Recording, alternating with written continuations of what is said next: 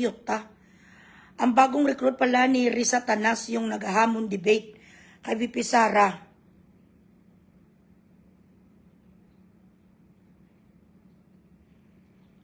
No ventriloquist. This house believes that Risa Ontiveros is not fit for president deal. Bago ka mangarap, uy babalo nga si Beverly Silvio. Ang totoo mo yung nga kwan, nga papel mo sa buhay, ang yudiputa ka, ang mag-guess ka amo ni Saho, ikaw, ang bilat sing iloy mo, hinahamon mo si VP Sara, Vice President, abogada, ilang taon ka na bang diputa, ka nga daw tipuson, ka nga daw ginakimoterapi, dumaan ka muna kay Bugres. Bago mo pangarapin ang Vice Presidente, hoy Donald Duck, bago ka mangarap muna kay Sara, dito ka muna kay Bugres, ang bilat sing iloy mo kay lampasuhon, taka. Magdebate tayo, pumili ka sa plataforma mo. Plataforma mo, 10 Commandments, how to elongate your mahabang baba, how to bilat sing iloy become stupid. Ito ni isang may buses, ang bilat sing iloy niya nga daw, wala ka kita day karapatan. Nga pala, laitin mo si Sara kay unabis ang itsura mo. Si Mickey Mouse ka. Ambisyosa, bilat sing iloy, nagkupo-kupo man siyang alipungoy mga nga si Risa Ontiveros. Ikaw, Risa, sa totoo lang talaga, hindi mo nga ma-explain sa tao kung ano nga moralidad meron ka. May asawa ka ba? May mga anak ka ba? Are you a family woman? Ano ka sa buhay? Ano ang buhay mo? May mga anak ka? Are you raising kids? Is she even married, this girl? Kay feeling ko gani, ni mahilig man ni sa talabay. Itong si Risa eh. Madibati kay Sara, bilat sing iloy, dumaan ka muna. Kay Sasasot, kay Tio Moreno, kay Atty. Guanzon, dumaan ka muna kay Bugres. Napaka-ambitious naman sang Baba Black Sheep. Napaka-ambitious naman sang magpaganda ka muna. Sabihin mo sa bilat sang iloy mo nga nanay, ba't mo ba ako tinawag lovely? Ma, anong pumasok sa kukuti mo nga tinawag mo ko lovely? Itong itsura mong bilat sing iloy ka nga do lalaki ka. Lalaki ka nga mahaba, bukoy Beverly Silvio. Ubod ka sang pangit ang bilat sing iloy mo. Hindi ko kasi alam kung ano yung pinagsasabi sa inyo, diputa. Bigyan nyo ko sang isa ka video nga ginalait si Sara. Thank you, Mildred. Give me one video kung anong ginapagsasabi niya kay grabe ko pa gwapa. Gwapa! Bilat sing iloy! Ang mugong ako. Hala! Gusto kang dibatehan. Si Bebe Sara, bilat sing iloy, sabi ng pito-pita. Ang sabi ng pito-pito maging incubation, maano sa kay Bebe Sara, bilat sing iloy, saan ka kaya pupulutin? Kung magdebate ka sa isang abogada, bakit? Ano ang iyong diploma? Haba badje. Itsura sa inyo diputa nga dumay, sorry lang ha, hindi ko naman gina-insulto, pero sa totoo lang talaga, bilat sing iloy mo, mature ka nga may Down syndrome. Sa totoo lang, hindi mo nga maayos ang itsura mo, ha? Gin-incubate ka, 4 months ka, pitos ka pa lang. Lumabas ka sa chance ang gaga mo nga nanay, kag tinawag ka nga lovely. Ay, yung diputa. Pakinggan ko nga ni kung ano ni mga video, sindan nyo biko.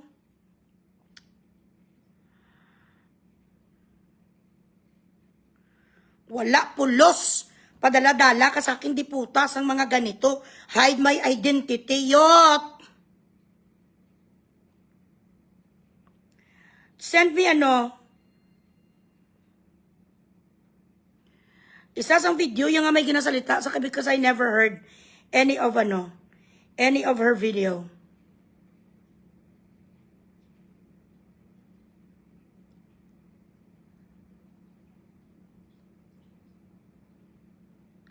Bakit kita bibigyan sang GCash? For what reason, Jenny? Jenny Villarin, why should I give you GCash?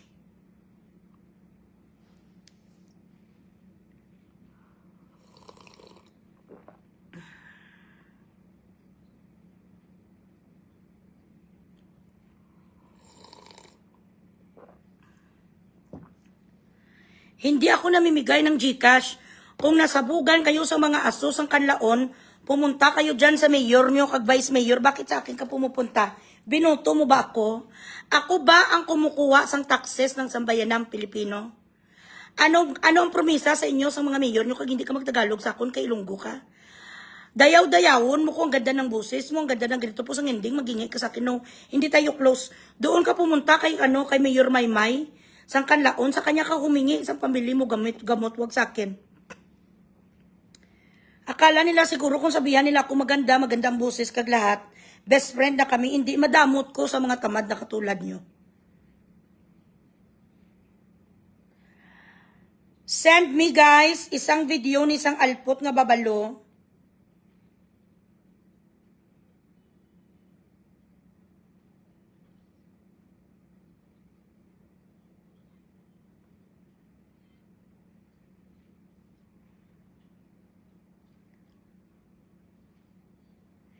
Bigyan nyo ko sang ano.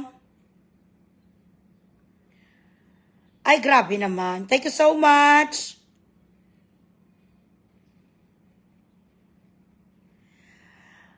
Mag-ano ka, mag-reserve ka na sa akin kasi in production kami ngayon, Lori. Kailangan, isahan lang kasi na, kay kahirap sang ano, sang mga cream. You know what I mean? Magpa-reserve ka na.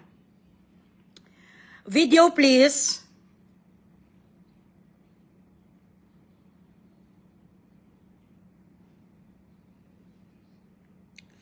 Pa-Gcash muna, wala pa ko Gcash.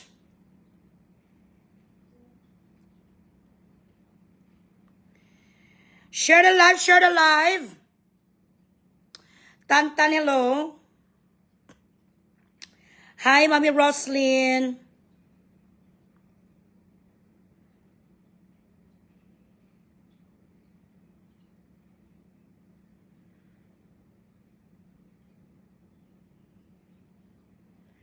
Share the live, guys.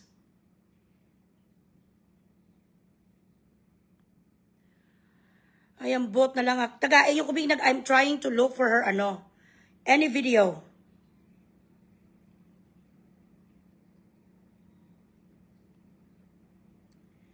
Te, bigyan nyo na ko da.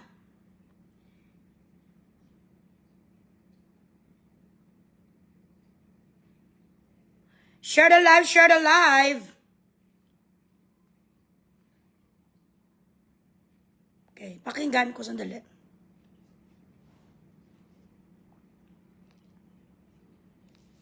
So debate with them. What are the three major issues na sa tingin mo malaman ng taong bayan about VP Sara? If VP Sara accept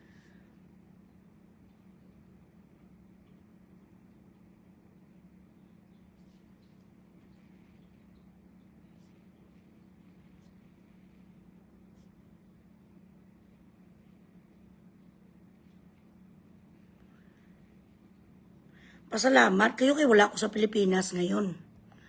Kung mga sa Pilipinas ko ngayon, hindi talaga kayo wala talaga kayo sa mga guesting kung saan, puro lahat si Bugres.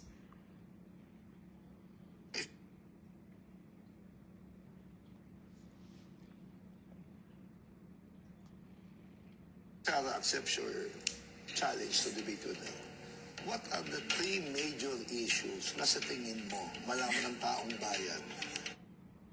If VP Sara accepts your challenge to debate with them, what are the three major issues na sa tingin mo malaman ng taong bayan about VP Sara? Galing na question na yan, ha? Maganda yan. I just want to... Well, number one, an honest assessment of drug war of Duterte, of Rodrigo Duterte. Duterte? Whether it- Duterte? Is it Duterte, Day? Taga-UK ka, Duterte? Honest assessment of the war on drugs. You assess first your bibig.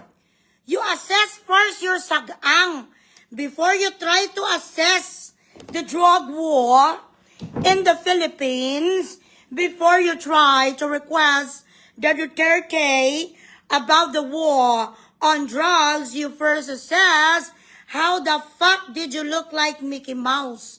And also, I would like to suggest that you go to Bello, or you go to Dr. Yappy, or you go somewhere else with Dr. Ivy, and try to assess that chimney and the bilatsing iloy sumpa mariit on your face.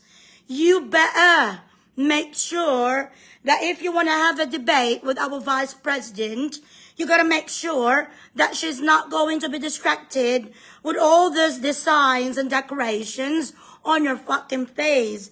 And also, I'm going to suggest to President Sarah not to face you, or she better close her eyes during the said event because she's just going to laugh at you. Somebody who looks like that doesn't even belong on the fucking stage to have a fucking debate with somebody with the caliber of Sarah. Unless you're going to do some I don't know, some medical thing on your face, especially the size and the shape of your bibig, I do not think that you have the right to even challenge her. And what's with the fucking British accent? The Filipino people doesn't give a flying fuck about your hard fucking tongue trying to do a British accent. Before you try to do a British accent, make sure that you buy Perla Whites and you put that on your face so that people that are going to look at you, they're not going to get distracted or even faint looking at the way your face has been caricatured by nature. I so believe that before you go on stage with a debate with the vice president, we also would like to know, the public who supports our vice president, how many months were you born and how many months when you were still a fetus when your mother put you inside an incubator? Bilatching Eli, Sarah Duterte, ang panggad ma. Ang ditong mga akne ma Isa ka kilometro ang damol sang imong meta The foundation apparently that you put in on your face is too thick. But still, because those television, those camera doesn't have an inch or a silhouette of a filter. So we could still actually view all the acne that you possess on your face. We actually deny or reject this request from you unless you're going to have a laser on that ugly face of yours, because we do not want our vice president to keep on laughing when both of you are on stage already. And in order for you to save yourself from embarrassment, I would like to suggest for you to just remain as a Mickey Mouse, and literally just stay as a duck. Well, you know what I'm saying? Literally, I would like you to just stay as Donald Duck or Mickey Mouse, because you are just going to embarrass yourself in it on stage. Bilatel the Duterte, the Babalo, the lovely is the Babalo, and the Bilatsing Eli is the Mongolide, and the past during the Petos moment, you were put in the incubator of your mother when your mother gave birth to you. Because you look at your face, even if you're just smiling, you look like somebody who just got out of your mother's womb. Because you look like a fetus. Bilating Iloy, you di puta nga trying hard to church, eh? Duterte, abi research team palihog ko dakwan be. If you would please try to tell me where the fuck did she go to school and what course did she take up when she was in university. Bilatsing Iloy of the Duterte, masang alpot. Sa akin ka muna, di ba? Mabuti kung hindi ka sa akin, di puta, iiyak dugo. We are going to have this kind of accent if you want to. You could choose to have British accent or American accent. Even the southern accent of the United States of America, we could do that if you wish to. I do not think President Sarah the queen of the Philippine arena right now has time for peasants like you. Pinipilit yung kasi ako. Ayaw ko gani patulan bilat sing iloy. Kasi isa palang kalinya, may spray kitik na ko kaagad. Maipilipsin ako, alakilala kong sarili ko. Grabe, gid ko yung manglait. Ang mga ganito ni You Billionaire TV, is this a TV station? Or is this like a page only on Facebook? Please enlighten me, my children. This Billionaire, is this a TV station? Is this an AM station back home? What is the literature of this page? Is this a newspaper? A magazine? Ano ni sang bilat sing iloy ni nga bilyonaryo ni? Page lang ni sa o kun what? Correct? Tsura sang iyo di puta nga pitos. Sandali lamang, bigyan niyo muna ako dito GCash kag BPI. Bigyan niyo ko GCash kag BPI, be. Ako si Sara Duterte, tatakbo bilang Pangulo ng Pilipinas. Ako si Lovely Granada. Tatakbo bilang panggulo sa buhay ng mga uplok. Wow! Ay, mga bayan! Nagulat ba kayo? Sige nga, paano ang nagulat? Wow! Alright. Kunwari nagulat tayo. Sayang naman yung papreskon kung wala tayong reaction. They expected it to be a kind of Granadang